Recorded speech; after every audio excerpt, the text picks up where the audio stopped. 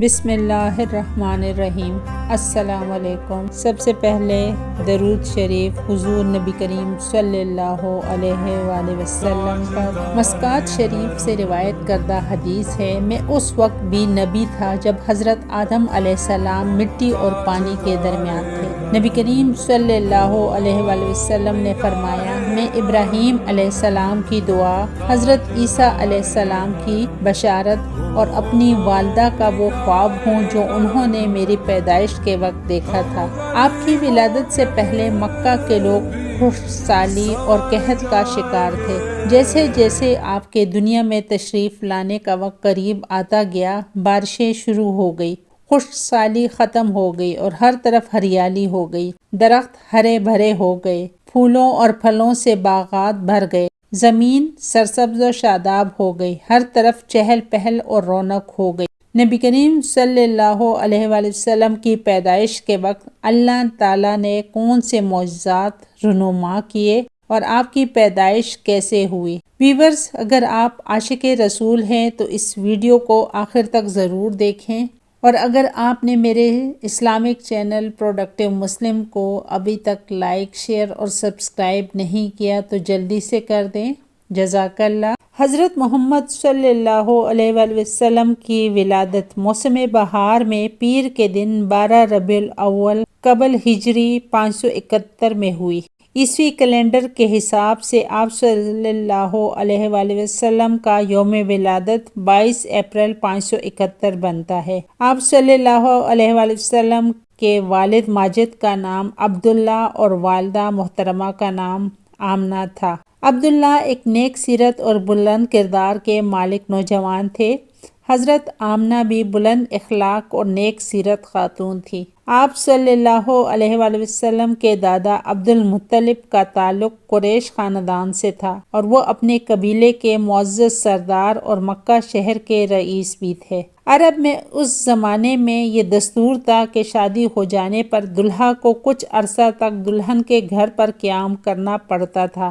اس لیے دلہا کی حیثیت سے محترم عبداللہ شادی کے بعد 3 دن تک اپنی محترمہ بیوی آمنہ کے گھر ٹھہرے رہے۔ 3 دن گزر جانے پر آپ اپنی بیوی آمنہ کو اپنے آبائی گھر لے آئے۔ شادی کو کچھ عرصہ گزر جانے پر آپ تجارت کی غرض سے شام چلے گئے اور چند ماہ سفر میں رہ کر مکہ میں واپس آتے ہوئے مدینہ میں ٹھہر گئے۔ وہاں محترم عبداللہ بیمار پڑ گئے، ایسے بیمار ہوئے کہ آپ انتقال فرما گئے اور وہیں مدینے میں آپ کی تدفین کر دی گئی۔ آپ کی وفات کی خبر جب مکہ پہنچی تو آپ کے گھر میں کوہرام مچ گیا اور اپنے جوان سالہ رفیق حیات کو اس بے وقت موت نے بی بی آمنہ کو رنج و غم سے دوچار کر دیا اور والد عبد المطلب کو بھی نوجوان بیٹے کی اچانک موت کا سن کر زبردست صدمہ ہوا۔ حضرت شیخ عبدالحق محدث دہلوی رحمۃ اللہ علیہ فرماتے ہیں کہ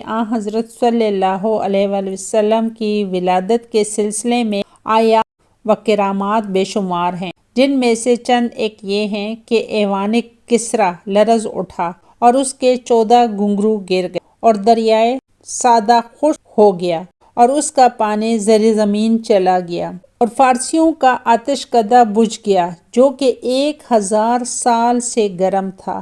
جب حضور نبی کریم صلی اللہ علیہ وآلہ وسلم پیدا ہوئے تو اللہ تعالیٰ نے آپ کو پاکیزہ بدن، خوشبودار اور ختنہ شدہ نان بریدہ، چہرہ نورانی، آنکھیں سرمگی، دونوں شانوں کے درمیان مہر نبوت درخشاں پیدا فرمایا۔ ہو درود تجھ پر بھی آمنہ، تیرے چاند پر بھی سلام ہو، تیری گود کتنی عظیم ہے، ملا جس کو ماہ تمام ہے۔ آپ کے دادا عبد المطلب آپ کی پیدائش کے وقت کعبہ میں طواف کر رہے تھے۔ جب ان کو خبر ملی تو وہ سیدھے آپ کے پاس آئے اور یہ دیکھ کر حیران بھی ہوئے اور بہت زیادہ خوش بھی، اور نہایت ولولے اور جوش محبت سے پیارے نبی کریم صلی اللہ علیہ وآلہ وسلم کو سینے سے لگایا اور پیار کیا، اور پھر کعبہ میں لے جا کر ان کو اپنی گود میں لے کر طواف کیا اور خیر و برکت کی دعا مانگی اور محمد نام رکھا۔ پھر واپس آ کر سیدہ آمنہ کو دیا۔ آپ اکثر کہا کرتے تھے کہ میرا یہ بیٹا بڑی شان والا ہے۔ پیدائش کے وقت آپ اپنے ہاتھوں پر جھکے ہوئے تھے اور سر آسمان کی طرف تھا۔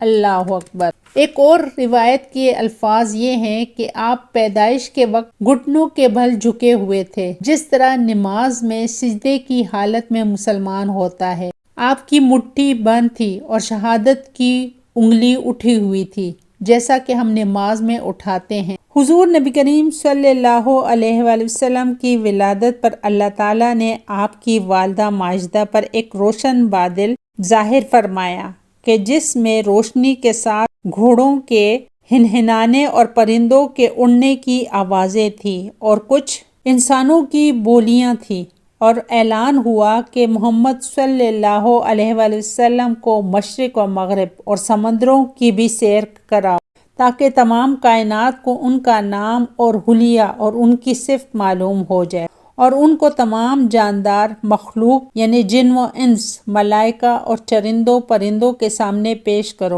اور تمام انبیاء کرام کے اخلاق حسنہ سے مزین کرو۔ اور اس کے بعد وہ بادل چھٹ گیا، ستارے قریب آ گئے، اور منادی نے اعلان کیا کہ محمد صلی اللہ علیہ وسلم کو تمام دنیا پر قبضہ دے دیا، اور کائنات عالم کی کوئی چیز باقی نہ رہی کہ جو ان کے قبضے، اقتدار و غلبہ اطاعت میں نہ ہو۔ پھر شخص نظر آئے، ایک کے ہاتھ میں چاندی کا لوٹا، دوسرے کے ہاتھ میں سبز زمرد کا طشت، تیسرے کے ہاتھ میں ایک چمکدار انگوٹھی تھی۔ انگوٹھی کو 7 مرتبہ دھو کر حضور صلی اللہ علیہ وآلہ وسلم کے دونوں شانوں کے درمیان مہر نبوت لگا دی، اور آپ کو ریشمی کپڑے میں لپیٹ کر آپ کی والدہ ماجدہ کے سپرد کر دیا گیا۔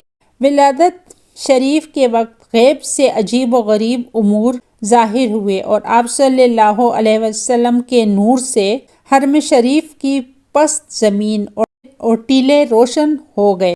آپ کے ساتھ ایک ایسا نور خارج ہوا کہ شام کے محلات نظر آ گئے، اور آسمانوں پر پہلے شیاطین چلے جاتے تھے اور کاہنوں کو بعض چیزوں کی خبر دے دیتے تھے، اور وہ لوگوں کو کچھ اپنی طرف سے ملا کر بتا دیا کرتے تھے۔ لیکن حضور نبی کریم صلی اللہ علیہ وآلہ وسلم کی آمد سے آسمانوں میں ان کا آنا جانا بند ہو گیا، اور آسمانوں کی حفاظت شہاب ثاقب سے کر دی گئی۔ تو اس طرح وحی اور غیر وحی میں غلط ملت ہو جانے کا اندیشہ جاتا رہا۔ شہر مدائن میں محل کسریٰ پھٹ گیا، اور اس کے 14 گھنگرو گر پڑے، اور فارس کے آتش کدے ایسے سرد پڑ گئے کہ ہر چند ان میں آگ جلانے کی کوشش کی گئی مگر نہ جلتی تھی۔ بحیر سادہ جو ہمدان و قم سے درمیان ایک بالکل خشک ہو گیا، وادی سادہ جو شام و کوفہ کے درمیان تھی جو کہ بالکل خشک ہو پڑی تھی، لبالب بہنے لگی۔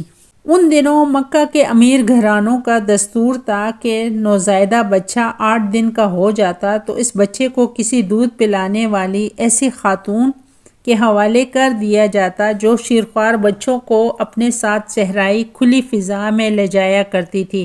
بچے کی تربیت اور پرورش مکمل ہو جانے پر ان کو اس خدمت کا معاوضہ ملتا تھا۔ حضرت محمد صلی اللہ علیہ وآلہ وسلم کی ولادت کے چند دن گزرنے پر مکہ کے نواحی صحراؤں کی چند عورتیں شیرخوار بچوں کی تلاش میں قافلے کی صورت میں مکہ میں داخل ہو گئیں۔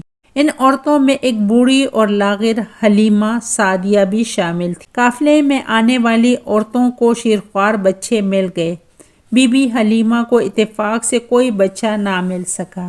حضرت محمد صلی اللہ علیہ وآلہ وسلم کی والدہ بی بی آمنہ نے تقریباً سب عورتوں سے بچہ گود لینے کی بات کی، لیکن گود لینے والی عورتوں کے ذہن میں تھا کہ بچہ یتیم ہے، لہٰذا اس گھر سے معاوضہ زیادہ نہیں ملے گا۔ اس بات کے تحت سب نے آپ صلی اللہ علیہ وآلہ وسلم کو گود لینے سے صاف انکار کر دیا۔ بی بی حلیمہ اس یتیم بچے کو گود لینے کے لیے تیار نہ تھی، مگر شوہر حارث سے صلاح مشورے کے بعد دونوں راضی ہو گئے کہ خالی ہاتھ گھر جانے سے بہتر ہے کہ اس یتیم بچے کو لے جاتے ہیں، اور بی بی حلیمہ نے آپ صلی اللہ علیہ وآلہ وسلم کو گود لے لیا۔ بی بی حلیمہ کے پاس ایک بوڑھی کمزور اونٹنی تھی جس نے آتے ہوئے پریشان کیا تھا، اور وہ بار بار قافلے کی خواتین کی اونٹنیوں سے پیچھے رہ جاتی تھی۔ بی بی حلیمہ نے جیسے ہی آپ صلی اللہ علیہ وآلہ وسلم کو سینے سے لگایا تو ان کی خشک چھاتی میں دودھ بھر آیا۔ حضرت محمد صلی اللہ علیہ وآلہ وسلم نے خوب جی بھر کر دودھ پیا۔ بی بی حلیمہ کے بچے نے بھی خوب سیر ہو کر دودھ پیا۔ بی بی حلیمہ اور ان کے شوہر حارث نے واپسی کا سفر شروع تو وہی کمزور بوڑھی اونٹنی جو بار بار پیچھے رہ جاتی تھی اب واپسی پر سب سے آگے تیز تیز دوڑ رہی تھی۔ قافلے کی دیگر عورتوں نے کہا کہ اے حلیمہ ذرا دھیرے دھیرے چل۔ شام ہونے کو تھی کہ بی بی حلیمہ ننھے حضرت محمد صلی اللہ علیہ وآلہ وسلم کو اٹھائے ہوئے صحرائی خیمہ بستی میں پہنچ گئی۔ بی بی حلیمہ کے شوہر حارث یہ دیکھ کر حیران رہ گئے کیونکہ کمزور اونٹنی کے تھن دودھ سے بھرے ہوئے تھے۔ ان تھن سے دودھ کثرت سے حاصل ہو گیا تھا۔ دونوں میاں بیوی نے خوب سیر ہو کر دودھ پیا۔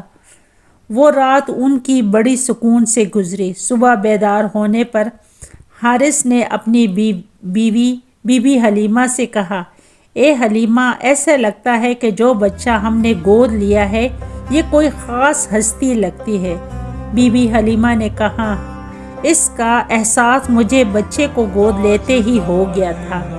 بچے کو گود لیتے ہی ہم پر برکتوں اور نعمتوں کی بارش شروع ہو چکی ہے۔ اے اللہ، رسول کریم صلی اللہ علیہ وآلہ وسلم کی محبت کے بدلے ہمیں کامیابی عطا فرما، دین اور دنیا دونوں کی کامیابی عطا فرما اور ہمیں حقیقی عشق رسول عطا فرما۔ اے اللہ، ہمیں حضور نبی کریم صلی اللہ علیہ وآلہ وسلم کے صدقے میں ہماری بخشش فرما۔ آمین ثم آمین۔ اللہ حافظ۔